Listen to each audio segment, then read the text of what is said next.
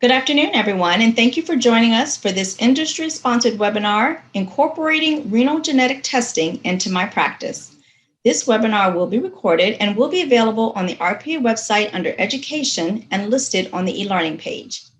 Questions are encouraged and can be asked by submitting them in the Q&A box. Please be sure to put them in the Q&A box and not the chat box to ensure that your question gets answered. The content and financial support of this webinar is provided by Natera Incorporated. RPA does not endorse this webinar nor endorse or promote any specific commercial entities or products. I will now turn it over to today's presenter, Dr. Andrew Lazar. Thank you for joining us. Okay, I really appreciate it. Thank you so much. I'll share my screen and we'll get going. I really appreciate everyone being on. I'm sure it may be in the middle of the day for a lot of people, and I'm sure there's a lot of work to do yet, but I'm really happy to have this opportunity. It's only been in the last year that I discovered genetic testing, and I started to learn what it can do for the patients, and over the last year, I've seen where it fits in, and I want to share that with you. Very informal. I hope there'll be a lot of questions. There really should be, because this is a new area for us. In nephrology, genetics, I think it's very ready for prime time, but it still feels like it's kind of the future and we're pushing the envelope here a little bit, but it's really, we are ready for this now. So it was last year that I started seeing a lot of articles in our top tier journals, and I'm looking at Clinical, JASN, I'm looking at JASN, and in 2019, the New England Journal, and I'm seeing a lot of articles, and that made me feel like, wait a second, there's something going on, and I don't know a lot about it. And frankly, I'm not sure if you feel the same way, but genetics is not an area that I think we were well trained in. Certainly where I was, we didn't have a clinical geneticist as far as I knew, and it didn't make its way into my fellowship, and certainly undergrad doing engineering, it's not an area that I was formally trained in. So other than a little PKD and even less Alport, I personally felt that this was an area in nephrology that I knew less about than probably anything else. So I'm looking at this article, and this was the first article in this whole series that was going to be in Clinical JASN.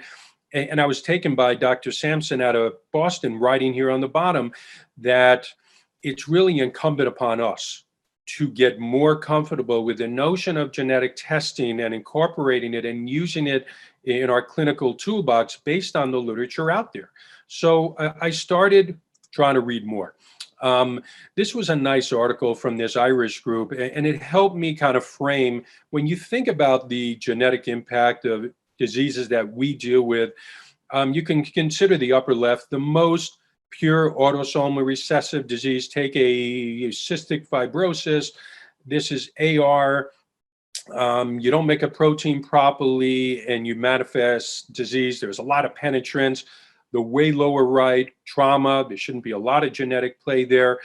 We deal a lot in the middle here, and I'm going to share a few things with you that I think are really exciting, and about the future is probably getting clinical risk scores based on our genes, to start to determine these people here in the middle who have diabetes, they have other metabolic diseases.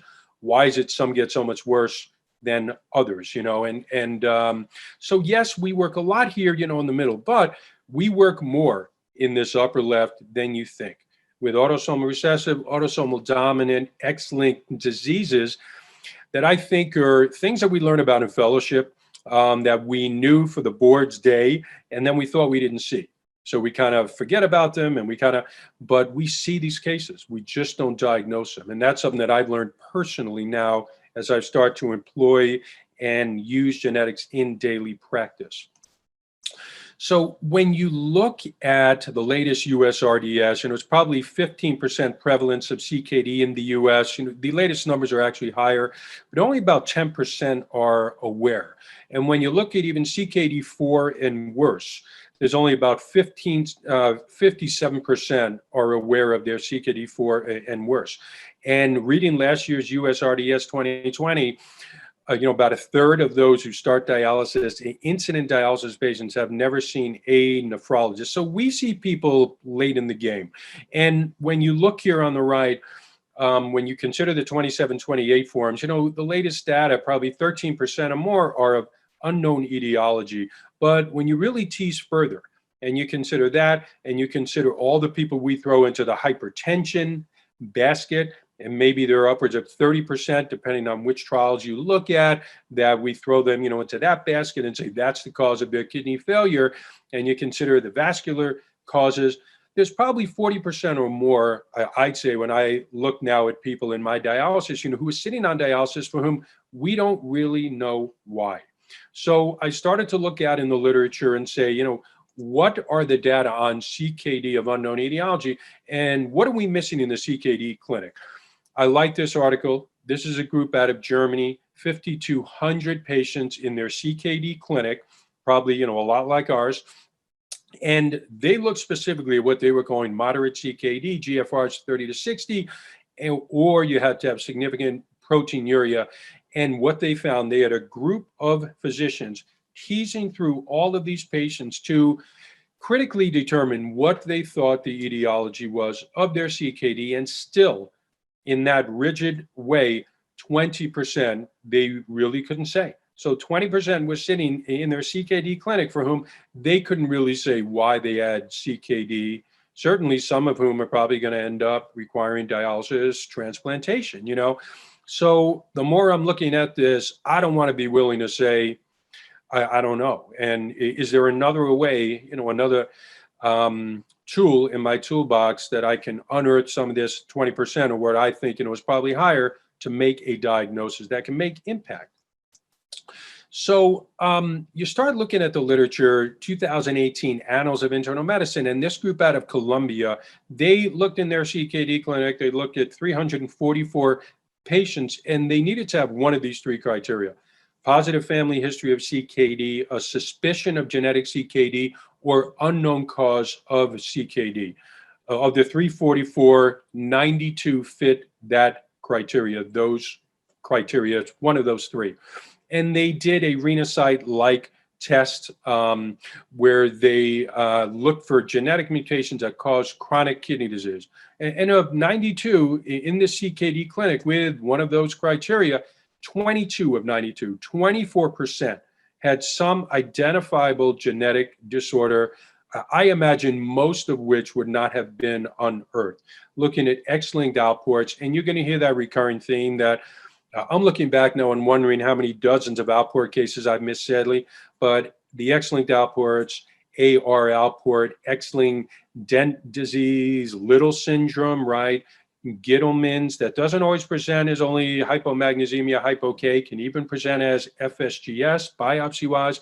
TRPC6, one of the genetic FSGSs, UMOD, that ADTKD, what we would have called medullary cystic kidney disease at one time. So I'm starting to look through these data, and I'm starting to think to myself, what am I missing in my clinic?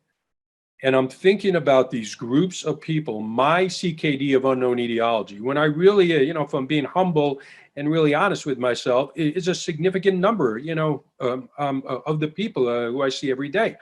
Those people who I put into that hypertension basket, they have hypertension. I personally don't consider that a cause of CKD per se.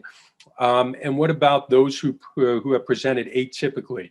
I think they have something, but they're not acting like that something. And what about FSGS? This is a pathologic picture that I see, but it's not a disease per se for most patients.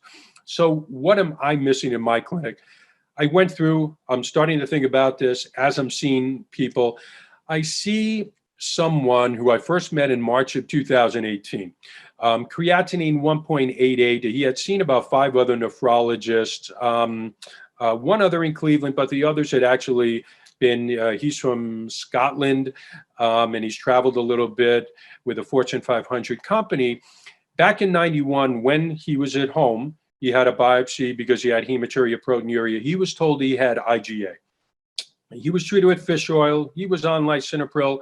He suffered a wrist fracture after a fall in 2003. I didn't have bone density data, so I didn't know what to make of that, albeit he was very young. So I'm looking at him now. He has hypertension. He's had a couple of stones, no gout, no tobacco, social alcohol, no other drugs, no kidney disease in his family. Again, sales, he has no heavy metal exposures. So I'm following him over time. He's 1.88, albumin creatinine ratio 171, but he's got a gram total protein creatinine ratio. Tecturna is added actually based on something that we had published that looked interesting. But you know what? October 19 is still 1.89. He has more albuminuria. Pressure's looking okay. October 20, he's pretty stable. Plaquenil gets added based on those data. Now, earlier this year, though, creatinine is suddenly 2.2, and you see this graph. His total protein creatinine ratio is 3,000 or 3. And it's very odd. I can't make heads or tails. So suddenly, so what am I missing? Does he have IgA? It's certainly not a crescentic IgA. He doesn't have an RPGN. So I order a Renal because I can do this now.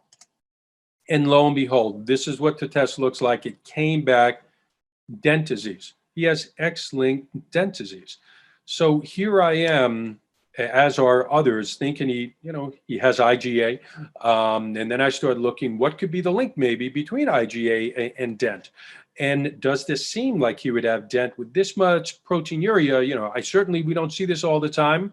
I had to do some reading, and we're looking at a disease, a chloride proton exchanger on endosomes. And these endosomes, this has to do with the trafficking of megalin to that brush border.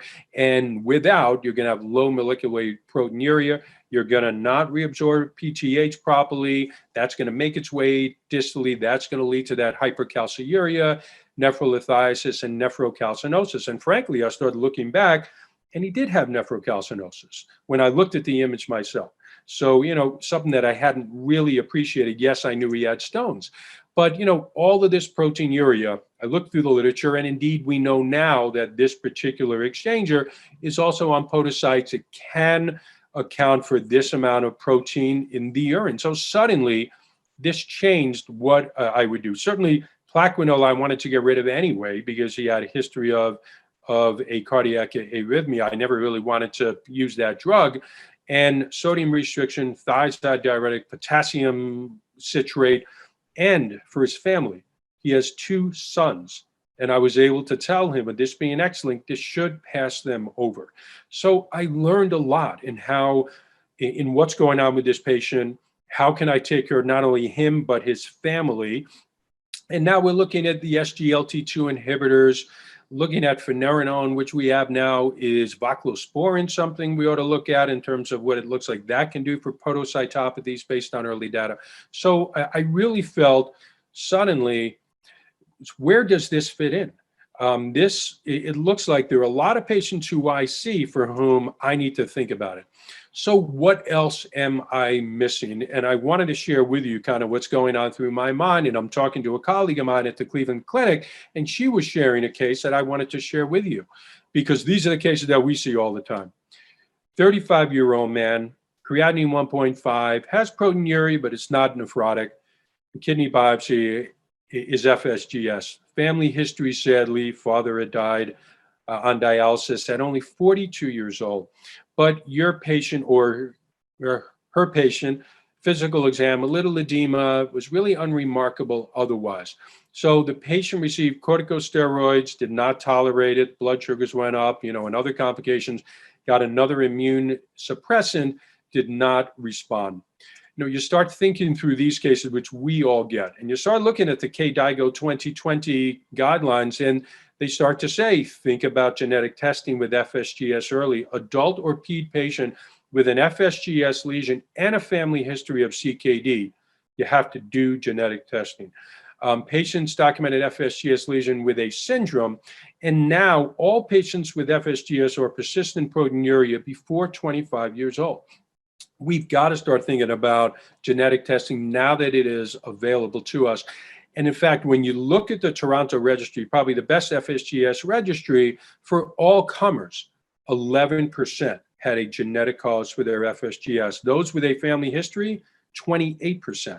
So I'm looking back and I know that I've missed this, and it's something FSGS, we've got to think about it up front. This patient had a Renal-like test and boom, autosomal dominant FSGS INF2 gene. This is a protein that is an anchor, as you can see here, for the ACTN4. And so this patient could have been spared immune suppressants. This patient turned out to be enrolled in a trial looking at sparsentan, which is the dual AT1 receptor, ET1 receptor antagonist, which looks to have a lot of promise for us going forward. So this case highlights genetic testing early could have saved this patient immune suppression. Certainly going into transplant is going to save the rigorous peri-transplant plasmapheresis, worrying about this being a primary FSGS that may recur. So there was a lot to be had in learning. And now that when I think about FSGS, it shouldn't surprise me. When I think about the podocyte and I think about the slit diaphragm, the dozens of proteins that are essential in making this function properly, that we now know there are about 60 different genetic mutations associated with FSGS. And we have a test in Renasight that I can order now that I don't have to miss these cases, because it is going to change how I treat patients. So in summarizing again, I could have avoided steroids, and in this case, they were held. I won't worry about pheresis. And I know that for most mutations, the chance of recurrence after transplant is very, very low. So, and there are a lot of different pharma drug trials looking at other opportunities for treatment for patients who have genetic FSGS. And we've got to enroll those patients, because this is how we're going to move the needle in our field.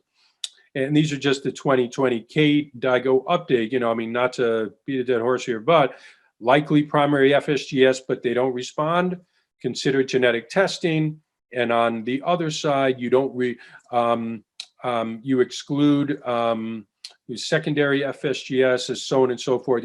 Think about genetic testing in the areas that I had described. So what is this Renasight test that I've been using often now? Think about human genome, 20,000 genes. 4,100 genes have been associated with Mendelian human disease or mutations of, and about 625 genes and counting that mutations too are associated with kidney disease, our nephrome of sorts. So now we have an opportunity, rather than 625, 385 of these genes, to improve yield and what seems to be most prevalent, 385 genes, we can test now with a saliva or blood test right through our office to not miss the cystic, the glomerular, the tubular diseases, so on and so forth. This is the list, 385 genes. I'm not going to read them all off, but when I looked through it, and this was very confusing at first, but I have organized them for myself, and these are the genetic mutations of the clinical diseases that we don't want to miss. I don't want to miss monogenic hypertension. I can order Renasight when I'm worried. I'm not going to miss Little. I'm not going to miss Gordon. I'm not going to miss Geller's syndrome for that pregnant patient who was getting hypertensive from their progestin, that syndrome of apparent mineralocorticoid excess, that GRA case, right? I'm not going to miss monogenic hypertension when I order Renasight test. All the FSGSs that we already talked about, nephrin, Potosin, probably a little bit more common in Europe. TRPC6, I want to know this because these patients respond exquisitely well to the calcineurin inhibitors. ApoL1, very hot topic for a good reason, which we will talk about. So then I don't want to miss another Alport case because, it's not uncommon. And then, of course, PKD1, PKD2, all of the medullary cystic, what we used to call, and those are UMOD, MUC1, Ren. I don't want to miss von Hippel-Lindau, TS. And I wanted you to see what else I'm not going to miss now. I'm not going to miss the Barter's, Gittleman's, a dent disease like the one I shared with you. Familial hypocalciuric hypercalcemia, which is a loss of function mutation of the calcium sensing receptor. My colleague, the same colleague, for whom I shared the FSGS case, she had a PHEX case, X-linked hypophosphatemic rickets with a high FGF23. We have a treatment for that now, so we can't miss these cases. Kidney stones, we can't miss another AGXT primary hyperoxaluria. We have a treatment for it now. Save the patient landing on dialysis, looking at kidney, liver. And last, I don't want to miss AtypicalHUS. These are complicated diseases. They're not easy to diagnose. And I can order a test that's going to hit my factor H, my C3. I'm going to hit factor I. CD46, I understand, is on the next generation renal-side, so I think that that's coming soon. Factor B. These are hot topics, and I'll tell you a little bit about that. So now I started looking at my practice, and of my first 75 tests that I have gotten back, 18.7% positive. I'm looking back and seeing what have I missed, and I've missed a lot of things, sadly, in about 15 years now. And and I can't think of many things that I do where I get that high positive rate. So it's starting to make me think, as the cost is coming down and the accessibility for this one-time test, this should be a part of our testing, maybe even for most patients who come in. Now, my probably number one positive has been apolipoprotein L1. Very hot topic. You have the G1 and G2 risk variants. If you have G1, G1, G2, G2, or a G1/G2, you seem to be in that higher risk group. And this is very important to know. With those positive risk alleles, 17 times increased risk for FSGS. These are the patients who sadly get HIV-associated nephropathy. And now we know, the literature suggests, these are the patients who probably got the collapsing FSGS when they were exposed to SARS-CoV-2. And the Apollo study, which some of you may be investigators in, is going to be very important as we learn about what are the transplant implications to being APOL1 as a recipient, or the donor being APOL1 risk variant positive. The early data look like the donor is more important, but some more recent data look like recipient status matters too. And I can tell you my personal opinion, I get a lot of APOL1, just one risk variant, but then other variants of uncertain significance. And I'm feeling as if we are going to learn, as we're all testing more and we get more data for us to work on, that just having one risk allele seems like it's clinically significant also. So just to go further, January of 2019 is when a lot of people started getting excited because, of course, New England Journal. And what this group did at Columbia, they looked at 3,300 patients in the CKD clinic. Well, about 2,100 were in their CKD clinic. 1,100 were from the Aurora trial, the rosuvastatin for patients who were on dialysis trial. So 3,300 patients, about 65% of whom were on dialysis. And they did a 625 gene test, and boom, they found that 9.3%. And they didn't tease them down further. Family history, any other risk factor, just broadly tested them all, and 9.3% had these problems. PKD1, a lot of collagen 4A, 5, and 3, PKD2, that UMOD, and that INF2 that you heard about, as well as Potosin. Now, what was really striking to me looking through these data, of the 91 patients for whom Alport was diagnosed, only 38% knew about it. So 62% are walking the planet with Alport and they didn't know. So they may be on dialysis, maybe they're getting ready for transplant, and they haven't had, let's say, eye evaluations, ear evaluations. And what about their family members? There's a lot to be had in doing testing. Now, transplant, just quickly, this is a hot topic. Patients are sitting on dialysis. They are awaiting transplant. What are the implications of not knowing what landed them on that transplant list? This group in Germany looked at 142 patients on their transplant waiting list. And they felt comfortable that 85 of these patients, they knew what the problem was. But 57 had either, they hadn't had a biopsy, or the biopsy found a FSGS, hypertension, or TMA. Of the 57, 50 agreed to have a renacide-like broad gene panel.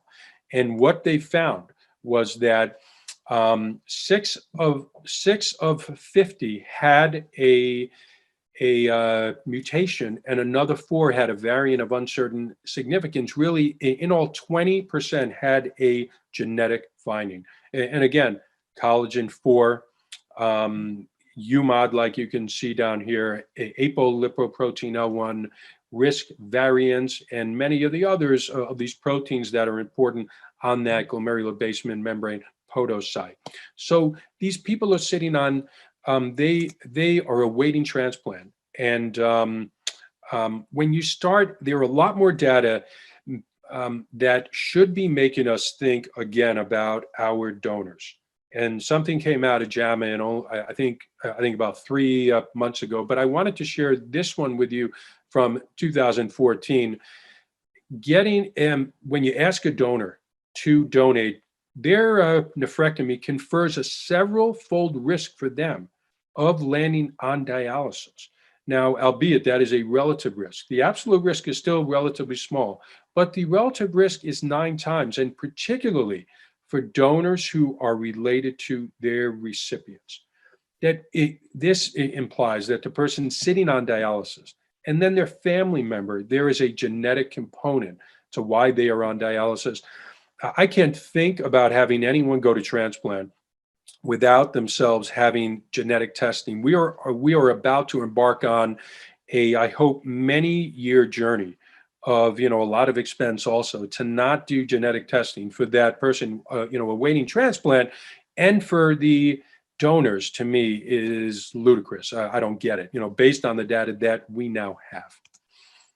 Now, targeting therapy, to me, is important. We may think we know the cause. Someone comes in, they look like they have 80 PKD, it's obvious, and we think, why should I do genetic testing? It's not going to change what I do. Maybe you did, I hope, a total kidney volume. You're looking at the Mayo classification CRISP data, and you're trying to decide, I'm going to use a vasopressin antagonist or not. Well, knowing what that mutation is very important. If you know that they are a PKD2, the risk is probably lower. Now, if they're PKD1, the risk is higher, but I want to go further and know, do they have a truncating mutation to where the average age that group will land on dialysis is 58 versus a non-truncating where it's quite a bit older at 67. But then it may not always be even PKD. I saw identical twins. These young men were 21 years old. They clearly on exam and radiologically, they look like they have AD PKD. They had a couple of liver cysts, primarily kidney cysts, but their mom and dad didn't have anything. It was a very odd case. I got a renacide, and they turned out to have something called ALG8 that I had never heard of, to be frank. And, looking through it, primarily associated with polycystic liver, and they tend to do very well in terms of renal. Now, and I know that there are researchers at Yale looking at ALG8. So I've identified patients for whom, there may be benefit for them going forward, and all of our field in having an opportunity to research this. Now, second, some of us may not use the Mayo classification in terms of, risk assessment. And now that we can do genetic testing, the PKD score, you need to know, are they PKD2 or 1 being a non-truncating versus a truncating, to even add up their score to see where they fall on this list. So now that genetic testing is much more available, this is coming back, to being something interesting, because there are advantages to Mayo, but some advantages actually to this system. Now, a typical HUS, these are cases that we don't want to miss. I don't want to take too much time on it because I'm going to run out of time, but I just wanted to share with you briefly, the alternate complement pathway is a very hot topic. It's looking like this is in play with our IgA patients, and we are finding that when we look at factor B and maybe blocking some of the actions of these proteins may be the future of how we treat IgA, frankly. So this alternate complement pathway is always constitutively running, and you need the brakes, factor H and factor I, to try to slow this down so we don't get all this MAC complex sitting on the endothelium, causing trouble, causing, for example, complement-mediated TMA. I can order a Renal test, and I can hit these. Factor H, the most common, factor I, factor 3, complement factor B, CD46. These are coming very soon, and then thrombomodulin is already part of Renal. Why can't we miss this now more than ever? We have treatments. We obviously have eculizumab that's acting here, not allowing this to split between C5a and 5b. We have a factor B inhibitor that is likely going to be available soon. We have a C5a receptor blocker. We have to make these diagnoses to put patients in trials, but also because treatments are here now or coming monthly. This I'm going to skip for time or really fast. If you see a patient, 30-year-old, family history of ESRD, they have gout, but they don't have metabolic syndrome. You see someone who has relatively small kidneys, they may or may not have cysts. We have to start thinking about UMOD and MUC1. These autosomal dominant tubulointerstitial kidney diseases are not uncommon. They probably account for 1% of people sitting on dialysis, maybe more now that we can start looking for it. They land on dialysis at 54 years old.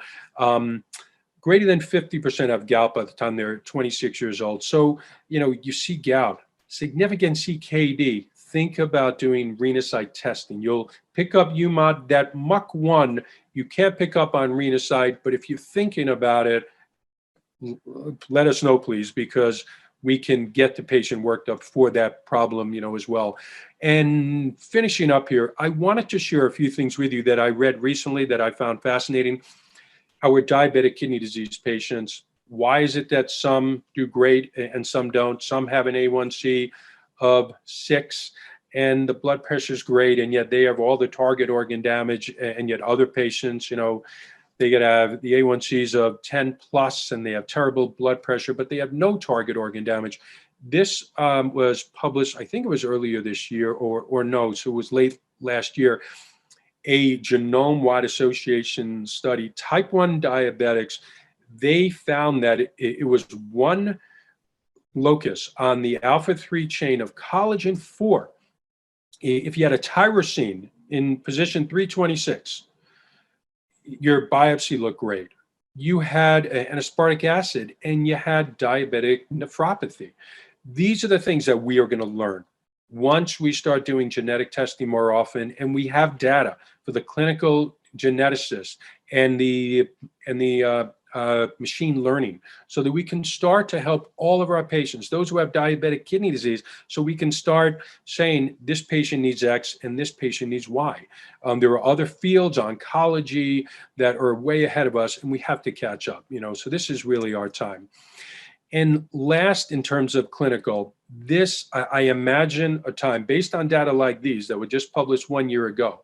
You have a patient who has membranous, biopsies help, but they don't always help. Sometimes biopsies have risk, or you don't always get GLOMs, you can do a PLA2 receptor antibody study, right? But if you could do a blood test and you could do a genomic study and look at just 7 SNPs, single nucleotide polymorphisms, come up with a risk score.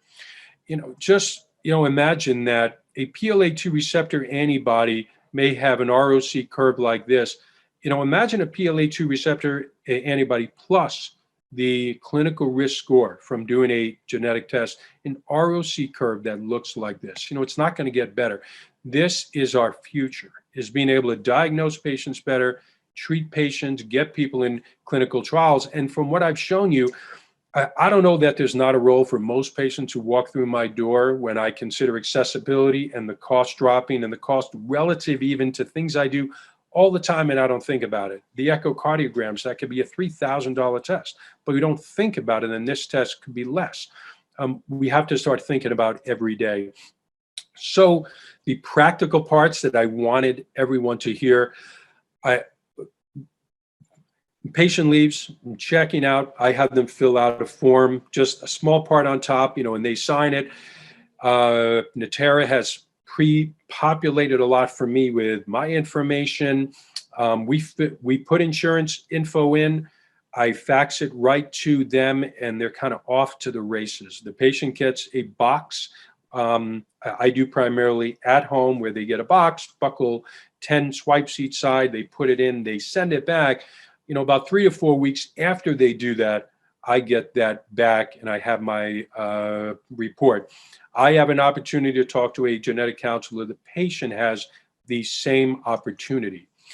And what is really exciting is that based on that result, when I log into the portal, the Oregon Health Natera portal, and I get X result, I get referred to a clinical trial for that finding.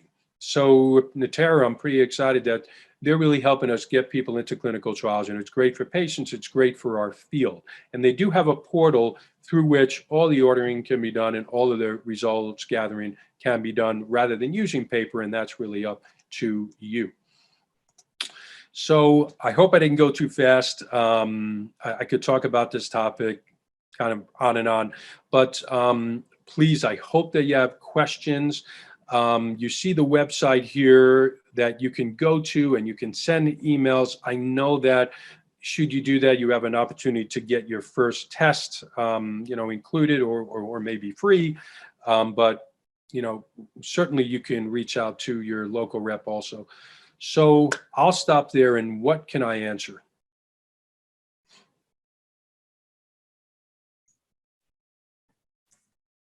So if anyone has any questions, you can feel free to populate it into the Q&A chat box. So Dr. Lazar, we have a question. So given the better availability of genetic testing, should we be going back to some of our patients on dialysis if they have family history and have never had genetic testing done? So I would say absolutely. If you, for incident dialysis patients, 23% have a close relative who with end-stage kidney disease. If you have a first-degree relative who is on dialysis, you yourself have a 7 times increased risk. That's how important family history is for patients who are on dialysis. So for all the reasons that we discussed, the importance of knowing what the diagnosis is for the other family members, and as the transplants may come, I would absolutely, the next time you're rounding and you're going from patient to patient, going back and asking about family history. One important thing that I've learned in thinking about this now is that I was doing a pretty bad job in gathering family history, because even now I'm going back for people who I've been following 7, 8, 10 years, and I'm doing a better family history and finding out, really, so you have a cousin who's on dialysis, so you have this family member. I feel really bad, like I was a bad doctor. I thought that I was doing a good job with family history, but it's such an important topic now that yes, we've got to go back to your dialysis patients, to the people who you've been seeing for years. I saw someone recently who I've been following for 9 years, and I finally had an opportunity to do a Renal. Now, in fairness to me, I kind of wondered years ago, based on his ultrasound, whether he could have medullary cystic. I even sent him to Tony Blyer down in North Carolina. I never heard back. What came of it? The patient never heard back, sadly. I ordered a Renal now. He has collagen 4 alpha 3. He has Alport. I've been sitting on an Alport case for 9 years, and I knew that his son has had hematuria. He's refused to come in. He just doesn't want to face his medical problems, and now I'm pushing him a little bit further. So yes, we've got to go back to patients who we've been seeing for years, whether they're on dialysis or not, look at family history and really think about genetic testing. Great, thank you. So I have another question for truncating mutations in PKD. How is it reported out on Renal? Is it a yes or no? That's a good question. It is not. And that's something, and no, I'm not a clinical geneticist, but I myself have had an issue when I look at the report. It doesn't just say truncating versus not. It may say a missense mutation as opposed to a stop mutation where it does cut off that protein, which would be truncating. And so I may want to get back to everyone, Christine, on I'd say no, it doesn't just say truncating versus not, but I think it should. So I'm so glad someone asked that, because that gets confusing for me. But the great news is when you get a report, you have access to a clinical geneticist who knows, a lot more than me about genetics, who I go to frequently to say, what does this mean? Great, thanks, Dr. Lazar. Mhm. What about, is there an option to opt in or opt out for VUS results? So variants of uncertain significance, when you get a report, it's going to say negative or positive. You could have a negative come back, but that then the patient could have 8 different VUSs. And what are those? Those are mutations in one of these 385 genes that may or may not be clinically relevant. We don't know yet because it's a genetic variant, but it has not yet been reported enough that the clinical genetics council, I forgot what they're called, they have not deemed it yet a likely pathogenic variant or pathogenic variant. But the more we're doing testing, some of these VUSs may be clinically relevant. And I have seen patients for whom I personally always do VUSs. And I like it because I'll have a clinical situation and the patient looks like, gosh, they have to have a PKD. I get back negative, but then a VUS says PKD1. But with a genetic variant, but it just has not yet been reported probably enough to be elevated to a maybe, a likely pathogenic.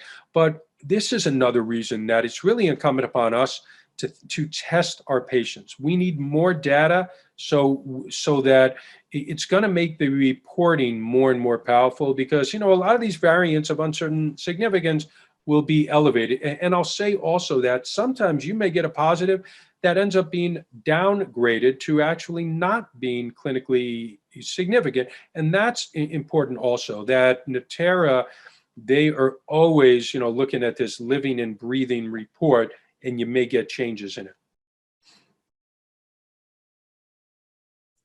Okay, great, thank you. So another question, some undocumented ESRD patients have emergency Medicaid.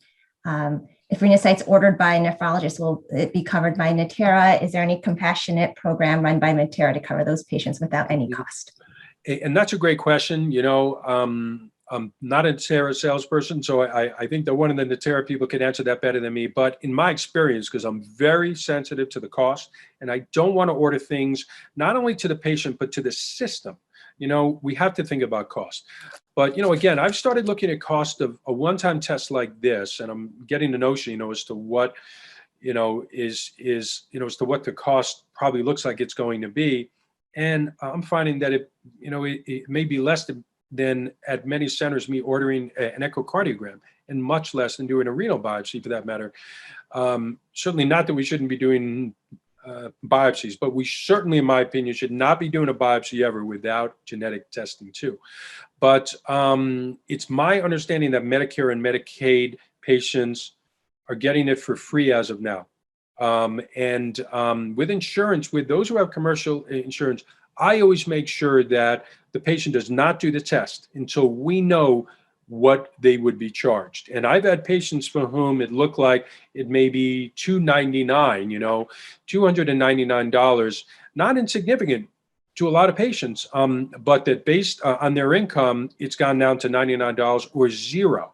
So, but I always make sure that we have Natera not do the test until the patient is well aware, and they even call me just to make sure that we kind of work through that cost.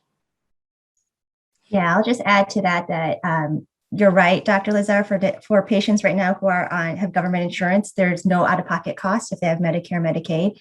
and that we also do have a discounted program for people who qualify based off federal income. And in those cases, they pay between $0 and $149.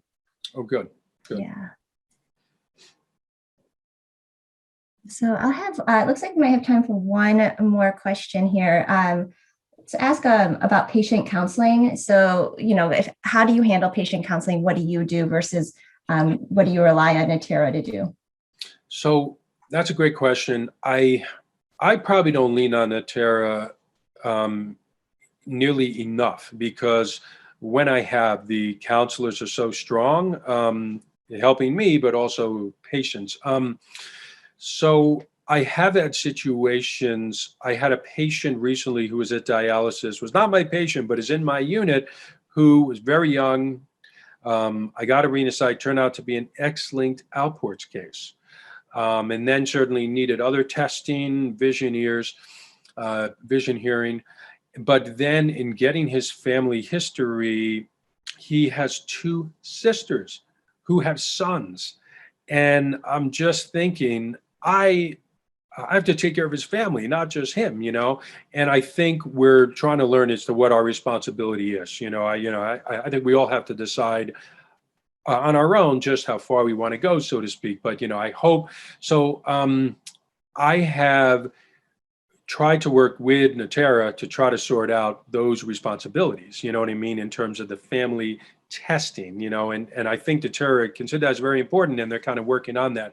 But just even for this particular patient, I felt that I could counsel him, but only so far, and gave him the opportunity to reach out and to call the genetic counselor, which is a great opportunity for all patients. And when I get a report that's a little bit confusing and I don't know how to interpret it, so not only for me, but to help aid that patient, because a genetic counselor may do a better job than me, frankly.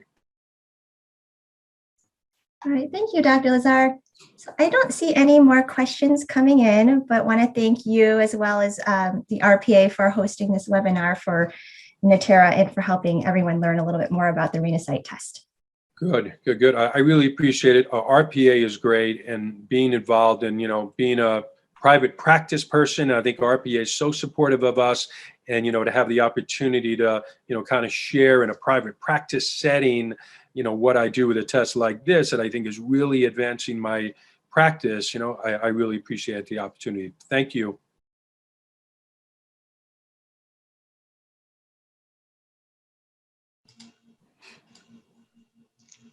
I guess I'll hop back on here. We want to thank everybody for participating, and you all have a great afternoon. Again, this will be put up on the RPA website, and I will send an email out to let everybody know when that's available. So thank you for joining us, and have a great day. Okay. Thank you, Desiree. Thank you, Dr. Lazar. Thank you, Christine. Thank you.